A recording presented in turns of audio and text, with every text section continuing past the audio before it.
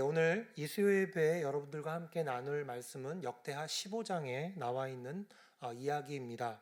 바로 남유다 왕 아사 왕 때 있었던 그러한 일들인데요. 아사 왕 때 그 구스 사람 세라가 남유다 왕국을 쳐들어왔습니다. 무려 군사 100만 명의 군사와 또 병거 300대를 거느리고 이 남유다 왕국을 들어온 것입니다. 그 당시 남유다 왕국이 가지고 있었던 군사들은 58만 명쯤이었으니까 거의 2배나 되는 군사를 이끌고 이 구스 사람 세라가 유다를 치러 온 것입니다. 게다가 남유다에는 없었던 그 병거 300대를 끌고 왔으니까 지금으로 치면은 뭐 탱크라든가 아니면 항공모함 같은 것을 끌고 왔다고 생각하시면 될 것 같습니다. 그만큼 이 남유다에는 큰 위기가 닥친 것이죠. 군사도 2배에다가 무기도 월등히 뛰어난 무기들을 그렇게 많이 가지고 왔으니 얼마나 두려웠겠습니까? 그러나 그때 유다 왕 아사는 겁먹지 않고 용기 내서 하나님 앞에 이렇게 기도를 합니다. 오늘 본문은 아닌데요. 14장 11절에 있는 말씀인데요. 성경책 있으신 분들은 한번 보십시오. 14장 11절에 보면 이런 말씀이 있습니다. 아사가 그의 하나님 여호와께 부르짖어 이르되 여호와여 힘이 강한 자와 약한 자 사이에는 주밖에 도와줄 리가 없사오니 우리 하나님 여호와여 우리를 도우소서. 우리가 주를 의지하오며 주의 이름을 의탁하옵고 이 많은 무리를 치러 왔나이다. 여호와여 주는 우리 하나님이시오니 원하건대 사람이 주를 이기지 못하게 하옵소서 하였더니 유다 왕 아사는 하나님께 간절히 부르짖습니다. 절체절명의 위기 속에서 하나님밖에 없음을 알고 하나님을 찾고 하나님께 기도했던 것입니다. 그러자 어떤 일이 벌어집니까? 하나님께서 그 구스 사람들을 치시니 구스 사람들이 오히려 겁을 먹고 도망가기 시작하는 겁니다. 아사 왕과 이스라엘 백성들은 기세를 높여서 그랄 땅 유다 남쪽까지 그들을 추격합니다. 결국 구스 사람들은 완전히 패하게 되고 이스라엘 백성들은 엄청난 양의 노량물을 얻게 됩니다. 그뿐 아니라 하나님께서는 그 그랄 땅 주변의 모든 사람들을 두렵게 하셔서 이스라엘 백성들은 다른 모든 성읍들도 치고 거기에 있는 물건들도 노략하고 정말 대승을 거두고 예루살렘으로 돌아오게 되는 겁니다.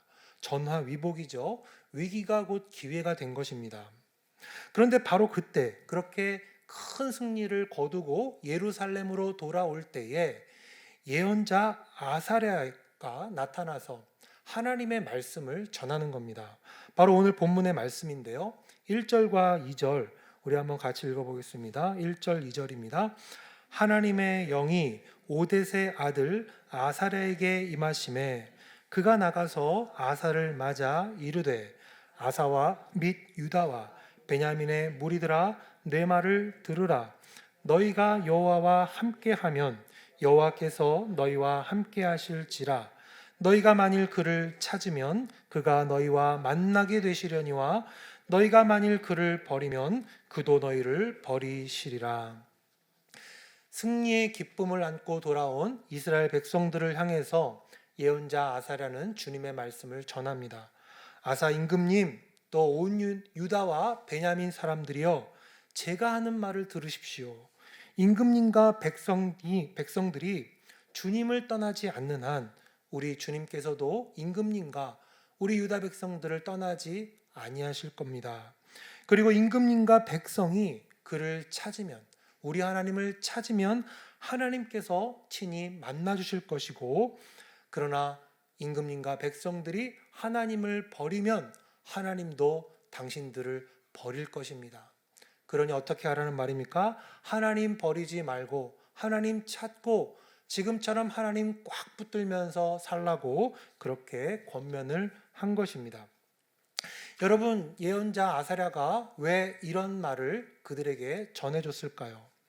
아니, 왜 하나님은 예언자 아사랴를 통해서 그런 말씀을 바로 이 순간에 이스라엘 백성들에게 전하고 있는 걸까요?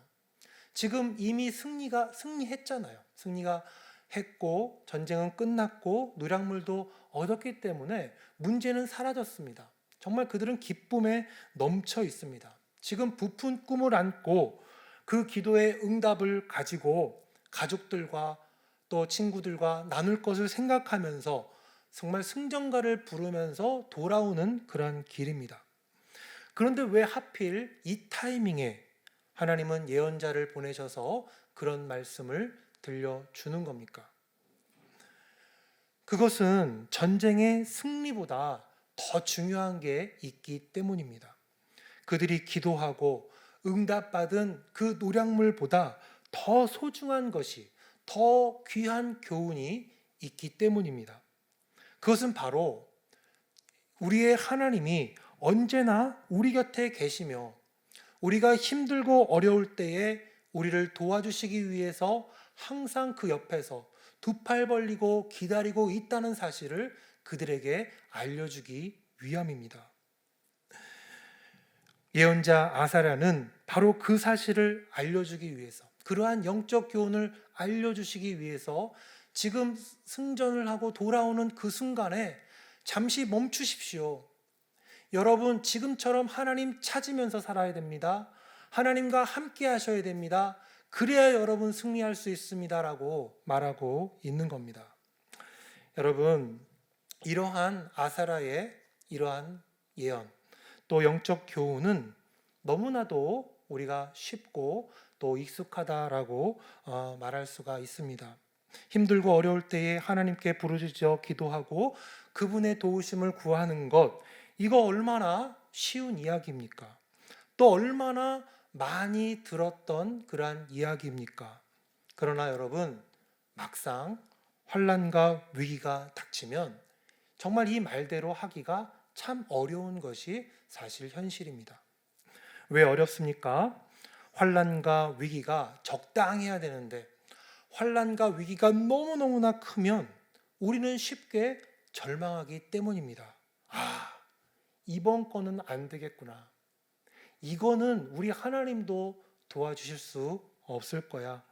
이건 내가 혼자 해결해야지 하나님께 기도할 일이 아니다. 이렇게 생각하고는 자기 혼자 끙끙 앓다가 일을 망치거나 아니면 하나님이 아닌 다른 어떤 인간적인 수단을 사용해 보려다가 그렇게 망하는 경우가 얼마나 많이 있습니까?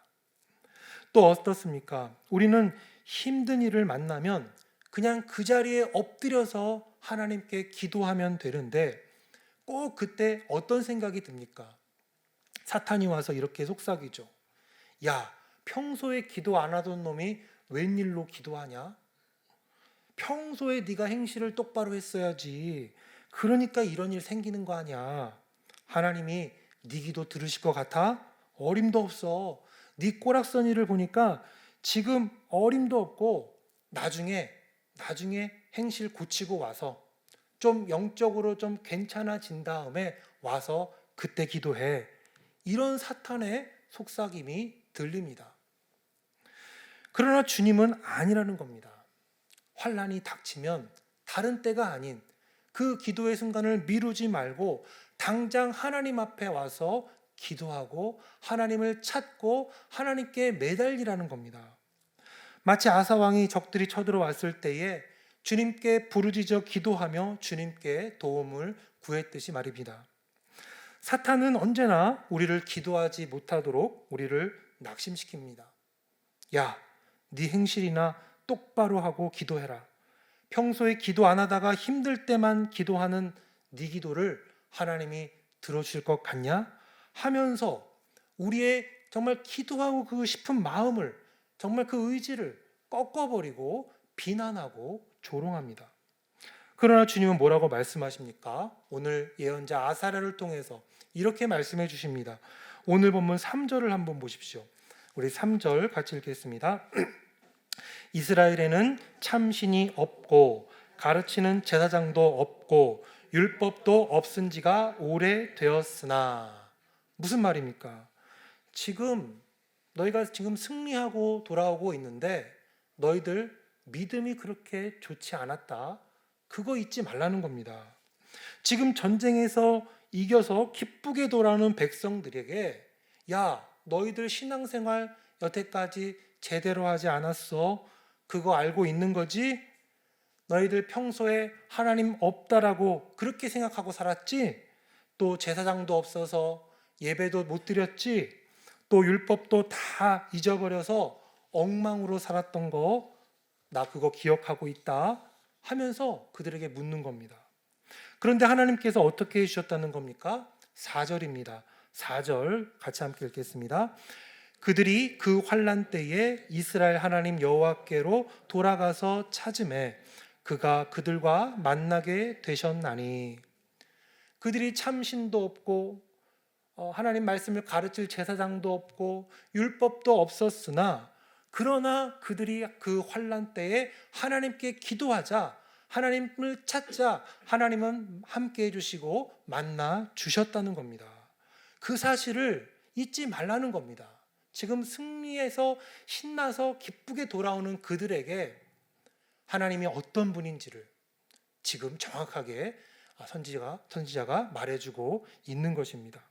우리 하나님은 결국 우리가 승리한 것보다, 우리가 기도 응답받고 노량물을 많이 얻은 것보다 너의 그러한 형편 속에서도 나는 너의 기도를 들으시는 분이야. 그 사실을 아는 게 더 중요해. 이렇게 우리에게 강조하고 계신 겁니다. 여러분이 얼마나 놀랍고 감사한 말씀입니까?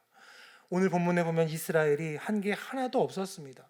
기도 응답 잘 받기 위해서 그들이 평소에 뭐 하나 잘한 게 없었어요.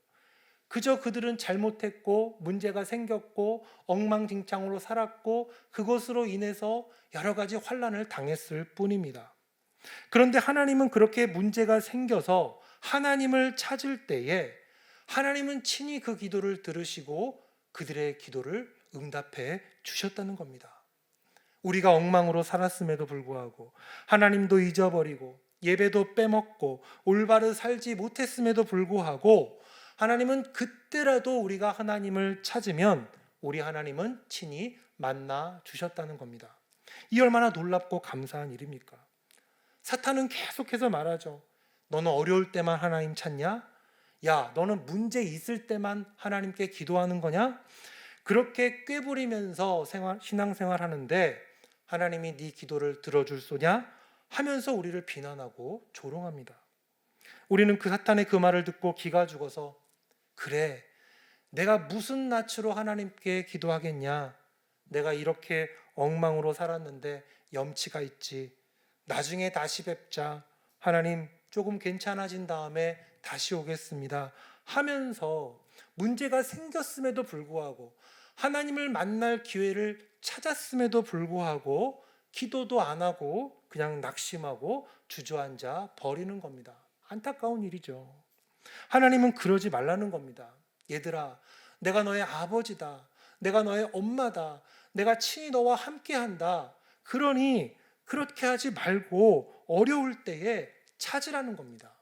환난 때에 그런 거 생각하지 말고 나를 구하라는 겁니다. 하나님과 함께 살기로 결단하는 것이에요.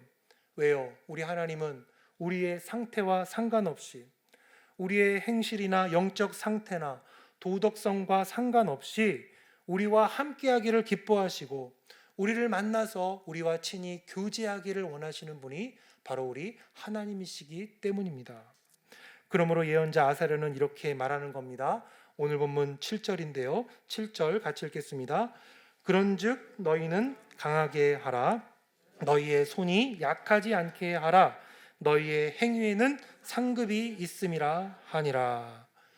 예언자 아사랴는 사람들을 향해서 여러분 마음을 강하게 하십시오.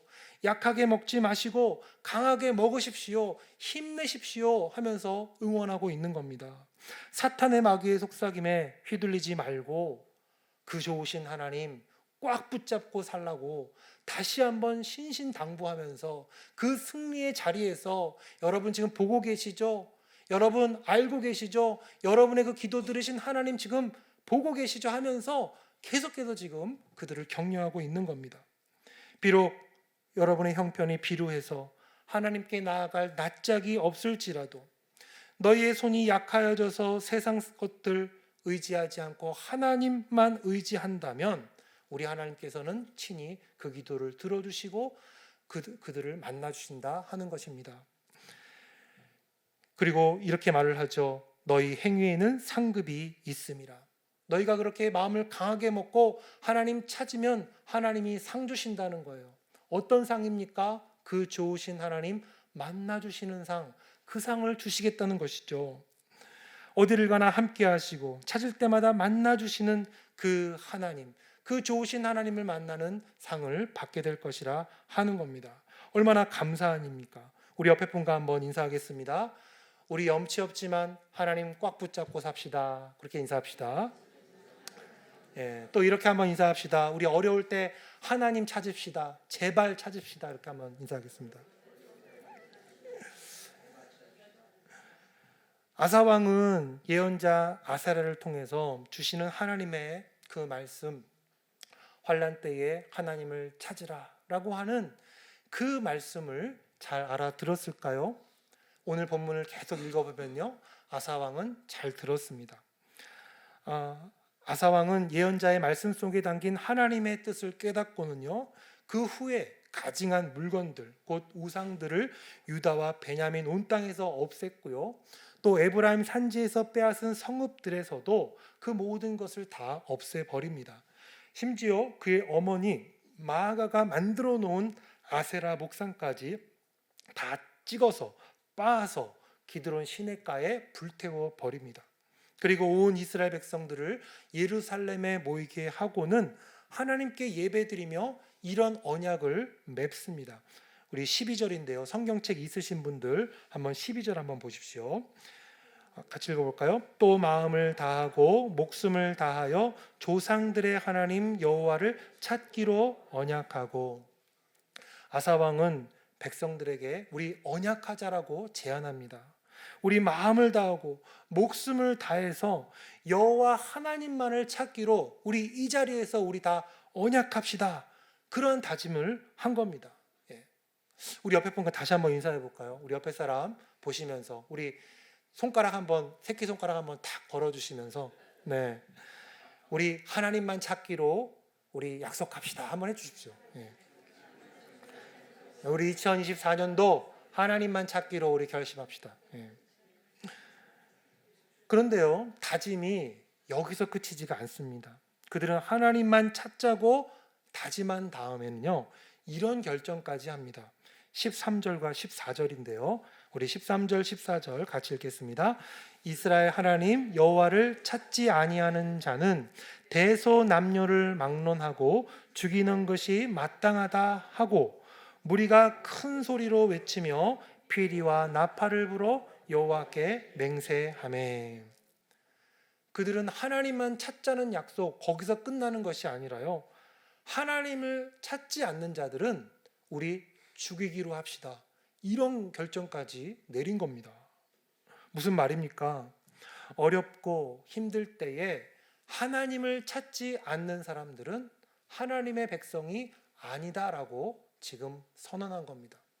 어렵고 힘들 때에 하나님을 찾지 않는 사람들은 우리 땅에서 살 자격이 없다. 이 예배를 드릴 자격이 없다라고 그들이 선언하고 있는 거예요. 결국 지금 뭘 하고 있는 겁니까? 자신들의 정체성을 바로 여기서 세우고 있는 겁니다. 어떤 정체성을 세우고 있는 겁니까?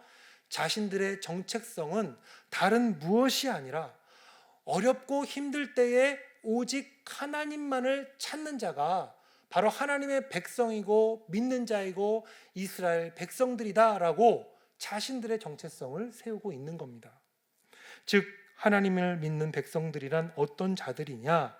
힘들고 어려울 때에 자신의 상황과 조건과 상관없이 자신의 도덕성이나 어떤 영적 상태와 상관없이 하나님을 찾아서 하나님을 찾으면서 하나님을 아빠 아버지라 부르짖으면서 오직 그분께만 매달리는 사람, 그 사람이 바로 하나님의 백성이다. 하나님의 백성을 하나님 백성답게 만드는 것은 무슨 하나님을 믿습니다라고 떠드는 것이 아니라, 아니면 무슨 거창한 무슨 예배를 드리는 것이 아니라 또 무슨 율법을 잘 지키는 것이 아니라 어렵고 힘들 때에 그 무엇보다도 하나님을 찾는 사람, 그 사람이 하나님의 백성이다라고 지금 이 자리에서 선언하고 있는 것입니다. 사랑하는 대언의 성도 여러분, 하나님을 믿는 거룩한 백성이란 무엇입니까? 우리가 세상과 다른 사람들이며 세상과 구별된 사람이라는 것은 무슨 뜻입니까? 하나님이 한 분이신 줄 알고 떠드는 것이 아닙니다. 예배를 아주 멋들어지게 드리는 것도 아니에요. 도덕적으로 훌륭한 삶을 사는 것도 아닙니다. 그 모든 것들도 사실은 필요한 것들이지만 그것들보다 더욱더 결정적인 것이 있습니다. 그것은 바로 환난과 위기 앞에서 우리가 하나님 앞에 엎드려서 하나님만을 찾을 수 있느냐, 하나님만을 바라볼 수 있느냐, 그 하나님만을 붙들 수 있느냐, 바로 거기에서 하나님의 백성과 하나님의 백성이 아닌 사람이 나뉘는 겁니다. 우리의 이성적인 판단은 언제나 그 순간에 이렇게 말을 하죠. 야, 이번 문제는 너무 커. 그건 무리야. 너 이번 고비는 넘길 수 없을 거야 라고 말합니다. 또 사탄은 우리를 이렇게 낙심시키죠. 야, 그 모양으로 신앙생활하면서 무슨 응답을 받겠다고? 하나님이 네 기도 들어주실 것 같아? 어려울 때만 쪼르르 달려가는 네 기도 하나님이 들어주시지 않아 라고 말하면서 우리를 조롱하고 우리가 기도하지 못하도록 우리를 낙심시킵니다. 그러나 오늘 본문에서 보셨듯이 결국 하나님의 백성이란 어떤 사람들이냐? 바로 그 어떠한 상황이라 할지라도 하나님은 내가 기도하는 것을 기뻐하시고 나의 신음소리 같은 그 기도도 들으시는 줄 믿는 사람. 그래서 언제 어디서나 무슨 일을 만나든지 하나님께로 돌아가서 그분께 매달리고 그분만을 찾을 줄 아는 사람, 그 사람이 진짜 하나님의 백성이요 하나님을 믿는 자녀인 것입니다. 그러므로 여러분, 혹시 여러분 환난 가운데 계십니까? 또 위기 속에 지금 계십니까? 그렇다면 여러분 다른 것 찾지 마시고 하나님만 찾으시기 바랍니다. 다른 여러 가지 여타의 사건들, 상황들 바라보지 않으시고 바로 그 자리에서 하나님만을 붙잡는 여러분들 되시기를 바랍니다. 2024년도 시작했는데요. 우리가 비록 해놓은 것도 없고 또 주님 앞에 늘 염치 없는 그러한 자들이지만 정말 다른 거 결심하지 않고 우리 결심했으면 좋겠습니다. 내가 2024년도 이 한 해는 오로지 하나님만을 찾으리라. 그렇게 다짐하고 결단하고 약속하는 우리 모두가 되기를 주님의 이름으로 축원드립니다. 우리 다시 한번 옆 사람과 약속하겠습니다. 우리 하나님만 찾기로 약속합시다. 인사하겠습니다. 예. 또 이렇게 한번 고백해 볼까요? 하나님 안 찾는 사람은 우리 대연교회에서 쫓아냅시다. 예, 그거는 또 안 하시네요. 네. 기도하겠습니다. 하나님 아버지 감사합니다. 오늘 말씀을 통해서 하나님 백성의 참된 정체성이 무엇인지에 대해서 배웠습니다. 하나님의 백성이란 자신의 영적 또 도덕적 상황을 따지지 않고 환난 때에 오직 하나님만을 찾는 자, 그분 앞에 엎드리는 자임을 저희들 배웠습니다. 주님, 올 한 해에 저희가 결심하고 다짐하는 것들이 많이 있지만 하나님 그 어떠한 다짐보다도 오직 하나님만 찾겠다고 다짐하는 저희가 되게 하여 주시옵소서. 그래서 언제 어디서든 무슨 일을 만났을 때라도 결코 낙심하지 않고 그때에 더욱더 하나님께 매달리고 하나님을 찾는 저희가 되게 하여 주셔서 정말 좋으신 그 하나님 만나는 저희들 되게 하시며 또 저희의 사방에 평안을 주시는 그 주님 보는 우리가 되게 하여 주시옵소서. 감사드리며 예수님의 이름으로 기도드립니다. 아멘.